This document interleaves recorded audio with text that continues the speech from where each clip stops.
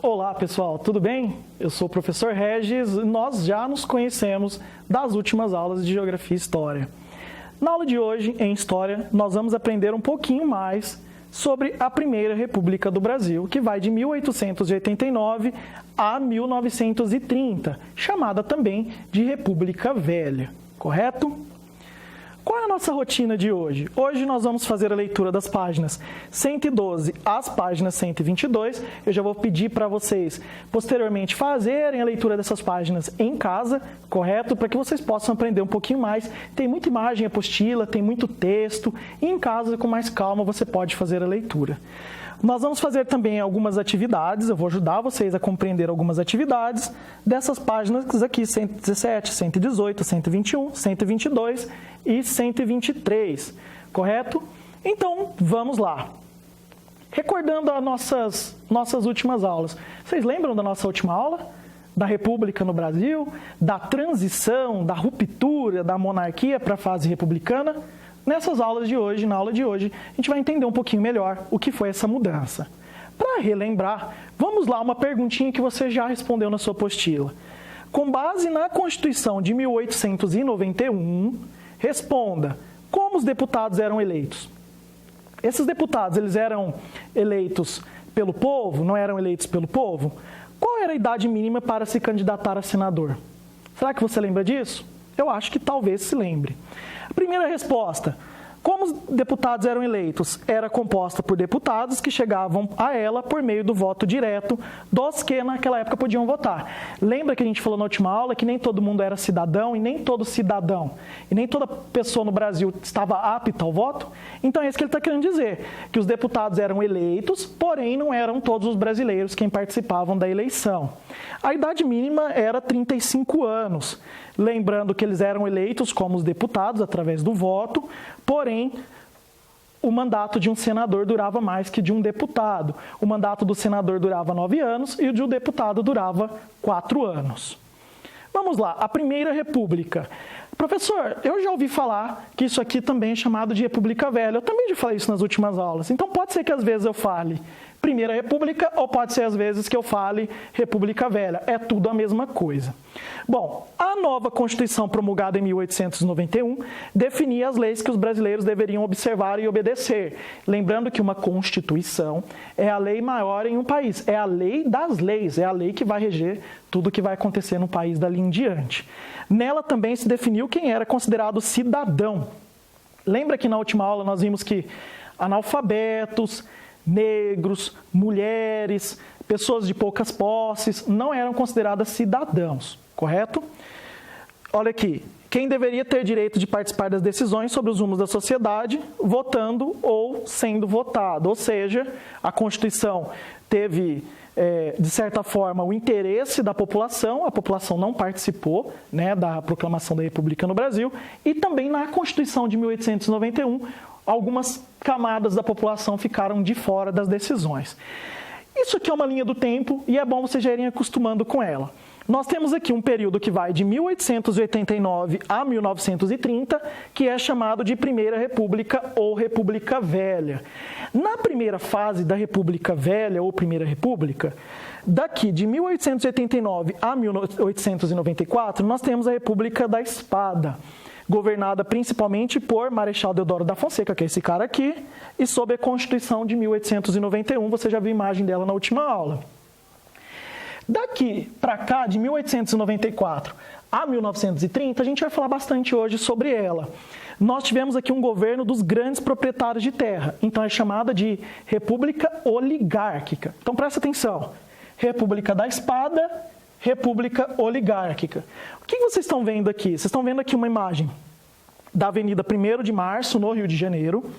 Essa aqui é uma imagem do Padre Cícero, que é uma personalidade da igreja muito importante na história do Brasil, junto com um coronel, correto? Lembrando, eu vou explicar um pouquinho melhor quem eram esses coronéis daqui a pouco. Nas próximas aulas, nos próximos capítulos, a gente vai começar a estudar daqui para cá, de 1930 para frente. De 1930 a 1945, nós temos um período chamado de Era Vargas. Essa aqui é uma imagem de Getúlio Vargas indo para o estádio do Vasco da Gama, no Rio de Janeiro, fazer um pronunciamento de Ano Novo. E nessa imagem aqui abaixo, a gente vê uma família, né, ouvindo rádio. Então era muito comum, Getúlio Vargas ele fazia os pronunciamentos dele e a população ouvia os rádios. Eu vou pular esses 2 slides e eu já volto. Nós vamos também aprender nas próximas aulas a República Populista, que vai de 1945 a 1964. Nessa imagem aqui a gente tem um presidente que talvez é um dos mais importantes da história do Brasil, Juscelino Kubitschek, é o presidente que criou a cidade de Brasília. E já na imagem de baixo a gente já vê uma evolução, né? Os brasileiros já tinham a televisão e era muito comum as famílias se reunirem para assistir TV. Nós vamos também estudar a ditadura militar, que vai de 1964 a 1985. Aqui nós estamos vendo a imagem dos generais da ditadura. Nós temos aqui o ex-presidente Geisel, Costa e Silva na imagem. Aqui embaixo nós estamos vendo um movimento cobrando a liberdade, o fim da censura, o fim da ditadura no Brasil. Daqui em diante, nós vamos também conhecer a Nova República. Isso tudo a gente vai aprender esse ano. Professor, mas se a gente vai aprender lá na frente, para que a apostila está mostrando para a gente? Pessoal, para você entender que a história ela é ligada a um fato ao outro. Tá? E no finzinho da nossa apostila, lá no finzinho do ano, a gente vai conhecer a Nova República, que é a partir de 1985. Então, quando a ditadura militar acaba, começamos uma nova ditadura. Esse aqui é o Tancredo Neves.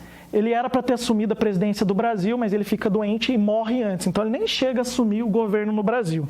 Nessa imagem de baixo, é uma imagem muito emblemática, a população brasileira foi às ruas pedir as diretas já, ou seja, pedir o direito de voto, de escolha. Por quê? Porque daqui até aqui, a população brasileira não escolhia os seus representantes, correto? Então, durante a ditadura militar, o povo brasileiro não tinha direito de escolha ao voto. Voltando aqui. Vamos lembrar, naquela época, lá no passado, lá na Primeira República, no comecinho, como era ser cidadão? Ser cidadão era ter todos os direitos? É isso que a gente vai entender. Então, nós temos aqui, ó, nos dias de hoje, ser cidadão é ter garantido uma série de direitos. Por exemplo, vida, a direito à vida, a liberdade, a propriedade, a igualdade perante a lei, a educação, ao trabalho, à saúde, entre outros. Ao cidadão se deve também garantir o direito de votar e ser votado, assim participar das decisões políticas do seu país. Hoje, no Brasil, qualquer cidadão pode ser candidato político, pode ser candidato a prefeito, vereador, governador, presidente. E naquela época, para ser candidato, tinha que ter escolaridade, tinha que ter posses, tinha que fazer parte da elite, ou seja, não era para todos. E hoje, o direito de cidadão é de todos. Nas próximas aulas, você conhecerá alguns aspectos do Brasil no período denominado Primeira República ou República Velha, que vai de 1889 a 1930, correto? E aí, pessoal, presta bem atenção. Por que República Velha? Porque o Brasil teve 2 períodos bem distintos republicanos. A Primeira República e a Nova República. Ou seja, para separar os 2 períodos, para quando a gente for estudar não ficar misturando, a gente separa em República Velha e República Nova, que a gente vai ver no finzinho do nosso ano. Bom, trocar ideias. Até 1932, as mulheres não votavam legalmente, pois esse direito não estava na Constituição vigente no período. Ou seja, as mulheres não tinham direito ao voto. As mulheres passaram a ter direito ao voto em 1932. Ô, turma, e a gente vai entender um pouquinho melhor quando a gente for estudar a Era Vargas, porque aqui já era Vargas, a gente já está um momento adiante, em que Getúlio Vargas também não queria o voto das mulheres, não, tá? E a gente vai entender um pouco melhor que as mulheres conseguiram direito a voto através de muita luta, de cartas, de manifestos, de documentos mandados para o jornal, ou seja, de panfletos distribuídos na cidade, em que as mulheres cobravam esse direito de participar da sociedade. Bom, então presta atenção. Lá no finalzinho da nossa apostila, da nossa aula, vai ter um texto para você ler. Correto? Então, você vai pegar esses slides que estão aqui, você vai receber pelo seu professor, e aí você vai fazer a leitura. Aquela leitura vai ajudar a entender muito do que a gente falou hoje nessa aula, correto? Os limites políticos. Então, é o seguinte, turma, vamos entender um pouco melhor. Nós aprendemos que na Constituição de 1891, mendigo, analfabeto, militar de baixa patente, soldado raso e religiosos não tinham plenos direitos políticos. Então a gente aprendeu que não era todo mundo que podia votar, que tinha direito de ser votado. Com todas essas limitações, eram os poucos brasileiros que podiam votar ou se candidatar a cargos políticos. Bom, se a gente parar para pensar, só de analfabetos, que eu já falei para vocês também na última aula, que tinha de 60% a 65%, conforme está aqui, a gente excluía 2/3 da população brasileira ao voto. Ou seja, quase ninguém podia votar. Olha que curioso. Em 1894, 2% só dos brasileiros votaram, 2,21%.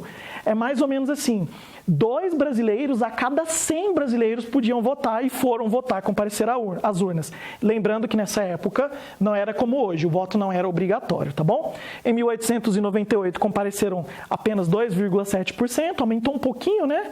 Em 1906 a taxa foi ainda menor, 1,44 eleitores foram às urnas. Vocês perceberam que, além da exclusão que acontecia do direito ao voto, em que muitos não podiam votar, a participação das eleições era muito pequena. Muita gente nem votava porque falava assim, eu vou votar para quê? Não vai mudar nada. Será que eles tinham razão? Eu acho que talvez não. O voto é algo muito importante, fundamentalmente nos dias de hoje. Tá aqui, ó. Isso, no entanto, não significava que todos aceitavam pacificamente as limitações impostas. Ele está falando para a gente o seguinte, não era todo mundo que aceitava não, o direito de não votar. As pessoas faziam movimentações, elas iam a clubes, se reuniam, faziam publicações em jornais, denunciando isso. Ou seja, a Constituição está excluindo a gente. Nós somos brasileiros, nós queremos também ter o direito ao voto, e não é isso que está acontecendo. E aí a gente vai perceber que as mulheres, mais uma vez, tiveram um papel muito importante nessa luta por direito ao voto. Lembrando que nesse período as mulheres não votavam. Então o que a gente tem aqui? Ó? Nós temos naquela época algumas mulheres que já passaram a ter direito de frequentar a faculdade, de ser escolarizados. Essa mulher da foto aqui, ela é o símbolo da luta pelo voto feminino no Brasil. Essa é a figura mais importante. Berta Lutz, ela era bióloga, formada, correto? E ela era filha de um cara muito importante, um sanitarista brasileiro, um dos mais importantes da história do Brasil, chamado Adolf Lutz. Ou seja, ela era filha de um cara muito importante também da área da biologia. Ela desenvolveu um monte de pesquisas, ela era muito estudada, ela viajou o mundo inteiro em movimentos feministas de mulheres que lutavam pelo direito da participação social e do direito ao voto. Turma, tem um fato curioso sobre ela, é que ela produziu documentos com mais de 8.000 páginas e uma parte desses documentos pegaram fogo. Bom, será que pegaram fogo mesmo ou será que jogaram fogo? É um fato curioso, então essa mulher aqui ela é muito importante. E aí está aqui, ó, com o apoio de alguns poucos homens ajudavam as mulheres a conquistar esse direito, políticos, advogados, essas mulheres que lutavam pelo sufrágio feminino, manifestaram-se de diversas formas. Conforme eu já falei, enviavam cartas, elas pressionavam os deputados e os senadores, elas faziam abaixos assinados, aqueles documentos, né, cobrando direitos dos governantes, distribuíam panfletos, entre outras estratégias. O que era o sufrágio? Pessoal, o sufrágio é o direito ao voto em uma eleição. A gente já falou numa das aulas anteriores sobre o sufrágio universal, que é o direito ao voto. Então, as mulheres lutavam pelo direito ao voto. Então, o que a gente tem aqui, ó? Nós temos diversos movimentos feministas em que as mulheres começavam a se organizar para ganhar força e lutar pelo direito ao voto. Nós temos aqui a formação de um partido republicano feminino, o primeiro partido formado por mulheres no Brasil. Nós temos aqui a Liga para a Emancipação Intelectual da Mulher. Emancipação significa liberdade, então as mulheres formaram uma liga para poder discutir sobre temas que somente os homens podiam discutir e debater. O primeiro Congresso Feminino do Brasil, que foi um evento revolucionário. E olha que interessante, porque as mulheres eram discriminadas e desconsideradas como possíveis cidadãs. Ô turma, vocês acreditam que muita gente olhava para esses movimentos e falava, essas mulheres são loucas, elas vão lutar à vontade, elas nunca vão conseguir. E a gente vai ver que isso não é verdade, elas vão sim conseguir o direito ao voto. Nós temos aqui uma imagem importante, correto?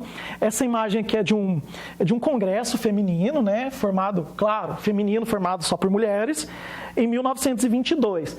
Gente, já tinham passado bastante tempo, né, da República no Brasil. E mesmo assim as mulheres ainda continuavam lutando pelo direito ao voto. Olha que interessante. Nós temos aqui duas figuras importantes aqui adiante. Nós temos a Carrie Chapman Catt e nós temos a Berta Luz em destaque aqui na frente. Essas mulheres eram líderes que lutavam pelo direito ao voto e pela liberdade das mulheres. Pessoal, lembrando que naquela época as mulheres não podiam trabalhar porque o marido não deixava, as mulheres não votavam porque a Constituição não deu direito a elas, as mulheres eram simplesmente para ter filhos, cuidar da casa, lavar roupa, cuidar do marido. Essa era a função da mulher. Né? A gente vai perceber que a mulher ela conseguiu muito direito a partir de muita luta, não foi ficando em casa paradinha não, correto? Então nós temos aqui, ó, um exemplo de brasileira que lutou por seus direitos foi Diva Nolf Nazário, que era faculdade de Direito no Largo São Francisco e membro da Aliança Paulista pelo Sufrágio Feminino. E aí, pessoal, o que ela fez? Ela foi mais inteligente. Ela começou a utilizar recursos da lei. Ela começou, a partir das reuniões, usar a lei a seu favor. Olha o que ela fala aqui, ó. Isso aqui é um trecho da Constituição lá de 1891. Gramaticalmente e legalmente, os termos empregados no masculino o são em sentido geral. E na lei eleitora, as palavras cidadão brasileiro não designam cidadão do sexo masculino. Lembrando que cidadão é uma palavra que define qualquer pessoa que tenha direitos em um país, seja homem ou seja mulher, né? Mas sim o natural do país maior de 21 anos, lembrando que para ser eleitor tinha que ter mais de 21 anos, a maioridade no Brasil era 21, agora é 18 anos, salvo as exceções especialmente determinadas pela Constituição. Ela foi esperta, ela falou assim, eu vou usar os termos da Constituição a meu favor, lá fala que qualquer cidadão, que os cidadãos podem votar. Ou seja, não fala se é homem ou mulher. Olha que inteligente, hein? Por isso que é bom estudar, hein, gente? Quando a gente estuda, ó, a gente consegue ter umas sacadas bem interessantes. No Rio Grande do Norte, é importante a gente falar, pessoal, a gente está vendo aqui uma imagem, ó, da Celina Guimarães Viana. Ela foi a primeira mulher do Brasil a votar. Lembrando, turma, que nós temos alguns estados no Brasil, principalmente alguns estados do Nordeste, em que eles eram pioneiros na democracia, pioneiros na abolição da escravidão no Brasil, e nesse caso, a primeira mulher com direito ao voto foi uma mulher lá no estado do Rio Grande do Norte. Olha, quando? 1927. E a gente vai perceber que o direito ao voto no Brasil das mulheres só vai acontecer em 1932. Então, essa conquista feita pela Celina, lá no Rio Grande do Norte, foi um avanço muito grande na vida política do Brasil. Aqui nós temos uma imagem das primeiras eleitoras do Rio Grande do Norte. Lembra que ela foi a primeira, Celina? Só que não foi só ela que votou, não. Olha as mulheres que votaram. Pessoal, é comum naquela época, né? Naquela época não tirava fotografia, tirava retrato, né? As mulheres sempre muito bem postadas, sempre com o rosto sério, mas essa é uma imagem emblemática das primeiras mulheres no Brasil a conseguir o direito ao voto. Tudo isso pela luta pelo feminismo. Turma, é muito legal a gente poder assistir vídeo para complementar e entender um pouquinho melhor. Nós vamos disponibilizar um link, tá, para vocês assistirem um vídeo no YouTube, é um vídeo curtinho, correto? 5 minutinhos, contando um pouco sobre a história da Berta Lutz. É muito legal a história dela, é muito bom conhecer as personalidades, porque elas nos inspiram a seguir adiante e a lutar pelos nossos direitos. Assistam esse vídeo aqui, tá? É só clicar no link aí no seu slide, que vai direcionar diretamente para o YouTube. Atividade 1. Segundo a Constituição de 1891, quais grupos sociais não eram considerados cidadãos, portanto não tinham direito ao voto? Bom, quem não era cidadão segundo a Constituição? Olha aqui, mendigos, analfabetos, militares sem ensino superior, os religiosos, as mulheres e os indígenas. Os negros que atendessem às condições estabelecidas pela Constituição tinham direito ao voto. Pessoal, o que era estabelecido pela Constituição? Os negros que tinham mais de 21 anos, que sabiam ler e escrever, que eram estudados, que tinham posses, esses podiam votar. Gente, eu acho que talvez dê para contar assim nos dedos das mãos e dos pés. Quantos estavam nessa condição? Correto? Bom, releia na página 114 os números que mostram a participação da população nas eleições presidenciais de 1894, 1898 e 1906.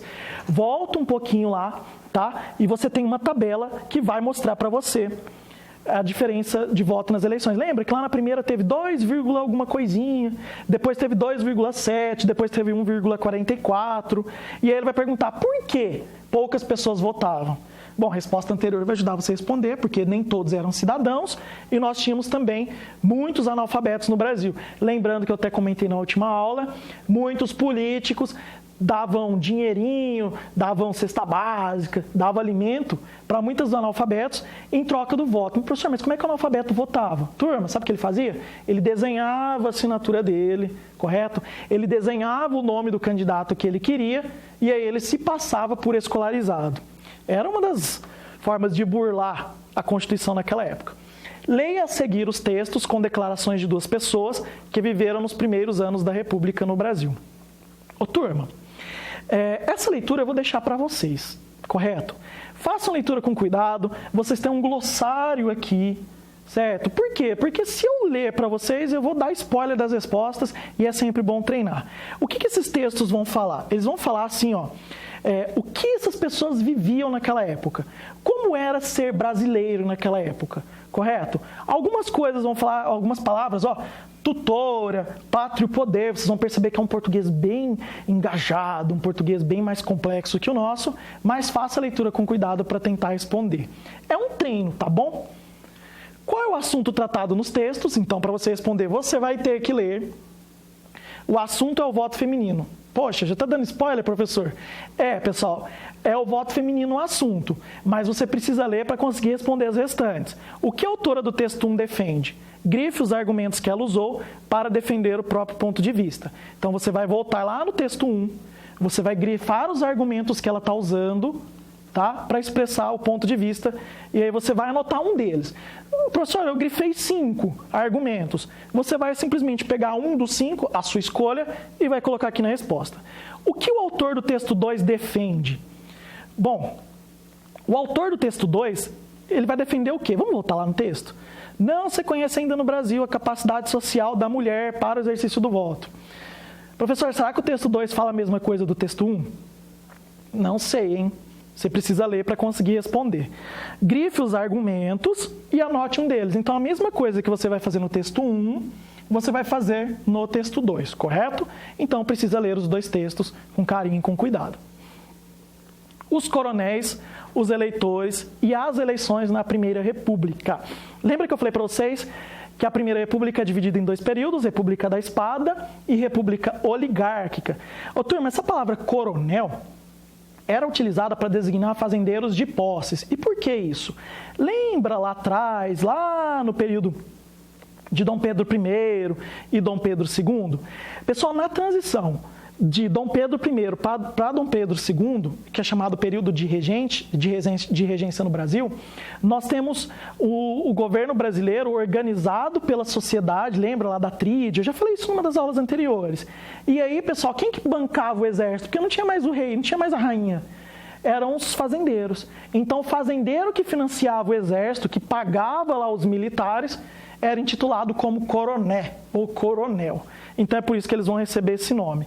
Era um grupo seleto, né, de políticos no Brasil, políticos de posse, geralmente ligados à cafeicultura. Mas nós tínhamos outros também. Olha essa imagem aqui. Nós temos 3 coronéis, que são fazendeiros, na cidade de Ribeirão Preto.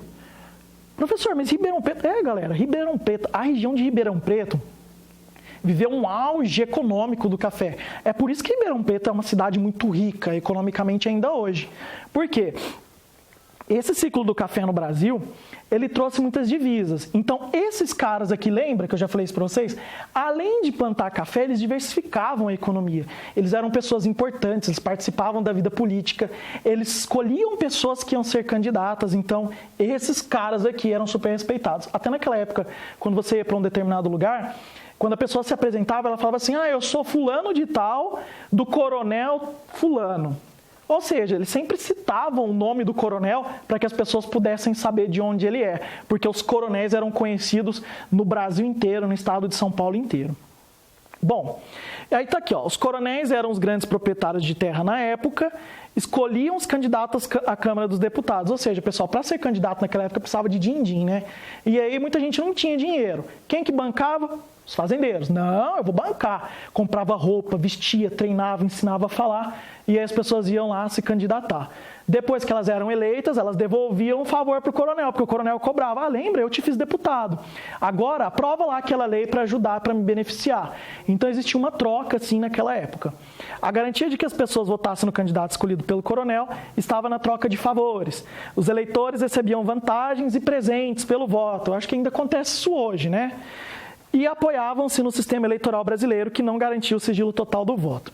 Olha como era o voto naquela época. Olha como era fácil do coronel manipular os eleitores e os candidatos. O cara chegava lá na eleição, né? Vocês viram que tem pessoas que participavam da eleição, né? Que são os mesários hoje em dia. Ele chegava lá, você está vendo que na mão dele tem 2 folhinhas de papel? Isso chama cédula, tá? Ele chega lá com 2 cédulas. Aí ele escrevia, ele assinava a ata, então tinha uma ata lá que ele tinha que assinar, que era o fulano de tal. Aí ele, depois de assinar a ata, ele ia até a urna.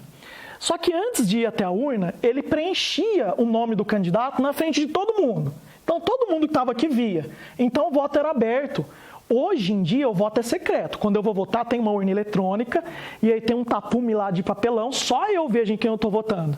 Naquela época todo mundo via. De certa forma, a pessoa ficava intimidada, ela ficava com medo de não votar naquele candidato em que se esperava que todo mundo votasse. Aí o que acontecia? Ele preenchia 2 cédulas. O mesário, um dos mesários, carimbava uma delas e assinava a cédula, e aí ele saía lá com o comprovante do voto dele. Procurava lá o coronel, entregava para o coronel e falava assim, ó, tá aqui, ó, comprovante, votei em você. Aí o que o coronel fazia? O coronel dava presente, dava favor, trocava dinheiro, emprestava coisa, enfim, era tudo uma troca de favor. Pessoal, por que a questão de não ter o comprovante da eleição é algo que, de certa forma, protege a democracia? É por causa disso. É por isso que ainda hoje, quando você vai votar, você digita lá o número do seu candidato, não sai lá um comprovante do voto. Ô, turma, inclusive naquela época, rasuras, imagina rasuras, você escreveu, errou o nome, vai lá e escreve por cima de novo, eram aceitas como voto. Isso é uma coisa, gente, imagina, rasurado. Isso dizia então o seguinte, que o cara podia colocar o nome do candidato que ele queria ali dentro, depois de abrir a urna, qualquer pessoa podia ir lá e trocar o nome do candidato. Então, pessoal, aquela época a eleição era uma bagunça, se é assim que a gente pode dizer. Atividade 2. Observe as charges a seguir, com base no que você aprendeu, assinale correto ou incorreto. Olha bem para essa imagem. Essa imagem aqui está representando um político que era escolhido pelos coronéis. Essa imagem aqui representa a soberania do Brasil, ou a democracia do Brasil, e aqui o eleitor representado como um burro. Isso aqui é considerado como voto de cabresto. O que significa isso? Não é que o eleitor fosse burro, né? Mas ele fazia todas as vontades do candidato e do coronel para escolher depois na hora de votar. Ou seja, as pessoas não eram livres para escolher o candidato, porque elas sempre estavam pressionadas a escolher o candidato que o coronel queria. Então a primeira aqui, ó, os favores feitos pelo coronel eram cobrados em épocas de eleições? Correto, eles cobravam. Tá? Então, o coronel ia lá, ajudava nisso, ajudava naquilo, mas quando chegava na eleição, ele ia lá e ia cobrar. Então, você vai ler cada item desse aqui e vai responder. Olha essa segunda imagem. Essa segunda imagem, ela vai representar, lá na República Oligárquica, que vai de 1894 a 1930, a República Café com Leite. Então, a gente tem aqui São Paulo e Minas gigantes, e nós temos aqui o estado do Sergipe pequenininho, como se estivesse pedindo direito a entrar dentro do governo. Por que República Café com Leite? Porque houve uma alternância. Ou o governante era de Minas, ou o governante era de São Paulo. Ocorreram alguns momentos durante a República Café com Leite que não foi São Paulo e nem Minas os representantes do país. Mas na maior parte das vezes eram eles quem mandavam no Brasil. Porque Minas era o estado mais populoso e São Paulo era o estado mais rico. Então, Minas e São Paulo ficavam ali na troca com o poder, é isso que a imagem representa. Charge 2. Entre 1894 e 1930, o presidente do Brasil era alternadamente um representante de São Paulo e um de Minas Gerais. É verdadeiro. Escreva aí na frente da sua apostila. República Café com Leite. Correto? Por que café com leite, professor? Porque Minas era o maior produtor de leite e São Paulo era o maior produtor de café. É meio discutível isso, mas essa era a lógica da época. Bom, ler. O que ele vai falar aqui pra gente? Ó, é um trecho de uma carta endereçada ao presidente da República em 1924. Interroguei numerosos eleitores, em regra, tabaréus boçalíssimos. Pessoal, tabaréu boçalíssimo é um indivíduo que se embaraça ao falar. Ou seja, eram pessoas ignorantes. Interroguei numerosos eleitores, em regra, pessoas ignorantes que mal sabiam falar. E poucos encontrei que soubessem sequer o nome do candidato que votavam. Ainda hoje acontece isso. A pessoa vai lá e vota e não sabe nem o nome do candidato. Nenhum vinha às urnas espontaneamente. Pessoal, o voto não era obrigatório. Então ninguém saía, eu vou votar porque votar é importante. Eles iam porque eles eram obrigados. Tá?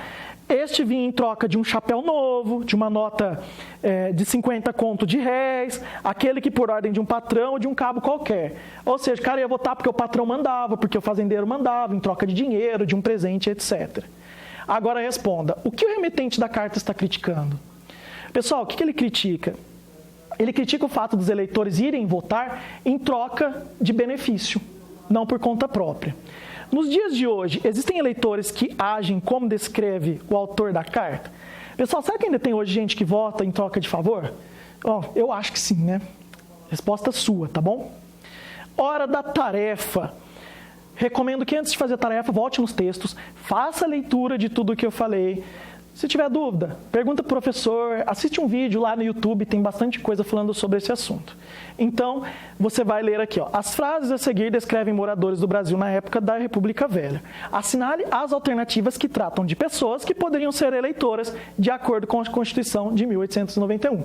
Então, você vai ler cada uma dessas aqui e vai assinalar aquelas pessoas que podiam ser eleitoras.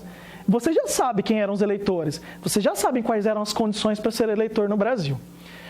2. Considerando o contexto do século XX, responda, por que foi possível que Celina Guimarães Viana tenha votado em 1927 no Rio Grande do Norte?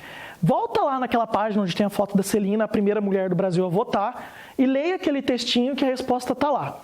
Leia o texto a seguir que trata da República Café com Leite.